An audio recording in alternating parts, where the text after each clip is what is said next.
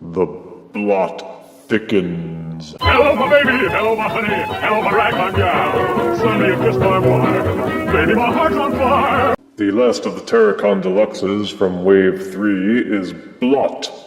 Perhaps the most curious of the team, and the coolest, even though nothing much is ever really said about him in the old Generation 1 cartoon. Blot was simply a grunt fighter, and his gimmick was that he was filthy. He supposedly smelled bad, and both he and his weapon could spray vile filth all over everything, making him not unlike your mortal media. Anywho, the box's typical Power of the Primes deluxe arrangement with the figure and accessories on display, character art on the front panel, a peek at Abominus on the side, and on the back photoshopped images of the figure in both modes, diagrams showing how to use the Prime armor, and blatant plugs for the separately sold Prime Master figures. The bio reads, "How will the foul Terrorcon foot soldier wield the power of the Primes?" So let us unbox this foul figure and review him properly. Out-of-box Deluxe Terrorcon Blot comes with instruction booklet, collectible trading card saying what happens if he pairs up with Nexus Prime. In this case, he forms Abominus without sharing his smell. Man, they really love making these Nexus Prime cards, don't they? The typical Prime armor / hand accessory, and one weapon accessory, in this case his filth-spewing gun. And this is Blot out of box and in his alt beast mode. It's a kind of troll ogre-like beastie with dark blue and purple body and blue limbs and highlights, with some silver and yellow and red paint. He's the only Terrorcon who doesn't have an opening and closing beast mouth. He's short and squat and solid-looking, the hunched back supposedly containing the stores of the smelly goop he sprays all over his victims. You can plug the weapon accessory into either one of the holes at the side of the protrusion behind Blot's head. It can also be plugged into either of these holes on the chest for whatever reason. It is possible to mount the Prime Armor accessory onto Blot's back with this hole and peg combination, and the holes at the side of the Prime Armor can also be used to mount the weapon accessory. And as always, the little plug on top of the Prime Armor can be removed and used as another gun accessory, while the hole left behind in the Prime Armor may be filled by any Titan Master or Prime Master figure in its Prime / head configuration. Perhaps more than any other Terrorcon, Blot boasts some pretty robust articulation that is quite stable. Not that he has more points of articulation, but the ones he does have are well implemented and solid. The beast has a lot of playability and holds up well under normal handling. The head won't move, but the gun can be tilted up and down. You may even tilt it forwards and backwards a little bit. The shoulders are ball-socketed and will swivel 360 degrees and splay in and out to a wide range. The elbows are ball-socketed and will swivel in almost any direction. There's no wrist or claw articulation, but the claws just look awesome by themselves. Hooah! It won't rotate at the waist because of all this tabbing that takes place, but the legs will rotate 360 degrees at the hips until they start bumping into other parts of the body. There is a ratcheted hinge combination on the inside of the thigh that will allow you to splay the legs outwards. Take note that the actual connection joint of the hip is rather thin, so don't be too rough with him. There is no knee articulation, which would have been really great, but the feet are hinged, and they will tilt backwards and forwards to a fair degree on a ratcheted joint. So you can pose Terrorcon Blot in his beast mode rather dynamically.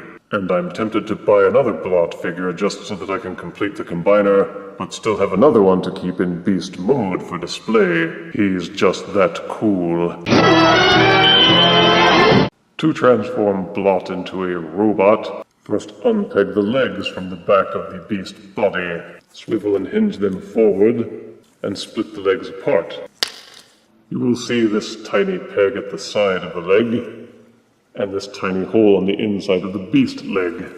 Peg and snap both of those together while rotating the foot backwards so that it tucks up against the leg. Blot wears his beast head and chest as a kind of cap, which pegs into the top of the shoulders. Simply untab and hinge it backwards.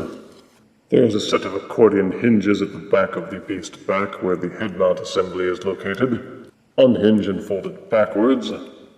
Fold the hinges together. Inside the beast head section you will see these two tiny tab holes and two small pegs at the top of the rear shoulders. Fold and hinge the joints so that those pegs and holes line up and push into place. You may fold the gun holder up against the head or leave it lying down depending on how you wish it to be folded. These shoulder joints hinge outward for the beast mode. Fold them in until they connect to the body. Take the thumb claw of the beast and fold it inwards and backwards until it lines up with the other two claws at the forearm and reveals the robot fist. It's simple and elegant, yet it changes the arms a lot, even if it does leave the forearms a little bit hollow. In robot mode, Blot has a kind of more thuggish, gruntish look about him with his thicker set face and scowly frown, his impassive visor eyes, and his thick clawed forearms. The colors are maintained well and the paint applications are neat and clean. And even though the beast legs are little more than folded up against the sides of the robot legs, they still tuck in and hide well enough that you can wink and nod at it. The weapon accessory can be held in either one of the robot hands. Ditto for the prime armor accessory. There is this tiny fold-open hatch at the front of the robot chest, revealing yet another peg hole into which the prime armor accessory can be plugged and mounted. In Blot's case, he is so heavy set in terms of his appearance that the prime armor accessory being mounted onto his chest isn't too bulky or obtrusive. It actually looks fairly much at home there, unlike on many other Deluxes where it looks like they have strapped on a big huge block of pig iron. And if you want, you can still store the weapon into the gun holder on the back. It will also still mount into either of these holes at the top of what used to be the beast head. For articulation in robot mode, Blot boasts much of the same posability that the other Deluxes have. The head may be rotated 360 degrees and tilted up and down a little bit. You can even tilt it forwards and backwards slightly by rotating the combiner port. Since the robot arms and the beast arms are pretty much one and the same, they have the same articulation as in beast mode, with ball sockets at the shoulders and the elbows, 360-degree waist rotation, full socketed hips for full rotation and splaying, upper thigh rotation on a mushroom peg, 45-degree rotating knees. There are no tilting feet or ankles, but the heel spurs are wide enough that you can get a wide range of posing and stances out of Terrorcon Blot. The robot articulation is strong and effective. The arms aren't much different than the beast, but you still can get excellent posing from him. Botho. Transforming from robot to gestalt arm is perhaps easiest.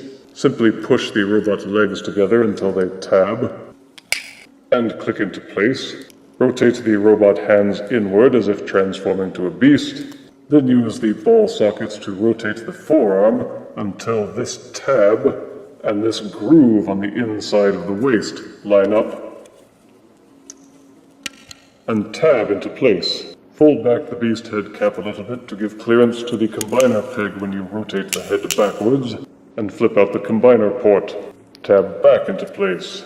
Depending on whether or not he is a left or a right arm, rotate the robot waist joint accordingly. Change the prime armor accessory into a hand and jam it into the peg hole at the base of the forearm.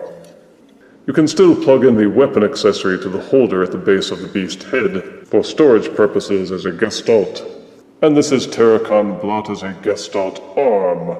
Admittedly, he doesn't look quite as good to me as an arm. He does maintain his old Generation 1 profile with the beast head sticking out like this. But there's just something higgledy-piggledy about the way the arms lay out and the way the beast head is still visible, and things just don't seem to line up as flush as they do with some of the other Deluxes from the Terrorcons. You still have the same articulation, with the combiner port serving as a 360-degree rotating and splaying shoulder. The robot waist swivels and the hip and knee bends still serve as an excellent double-jointed elbow, and the hole and peg combination will allow you to swivel and rotate the hand any way you like. He pegs solidly into Abominus, and does serve as a decent arm if you don't mind the hollowness that you're seeing here. Transforming from arm to leg is fairly simple. Remove the combiner hand accessory. Rotate so that the combiner port is facing upwards. Rotate the robot waist joint so that the beast feet are pointing backwards and outwards in the same direction as the beast head. You will need to separate the legs for a moment and untab the beast legs from the side.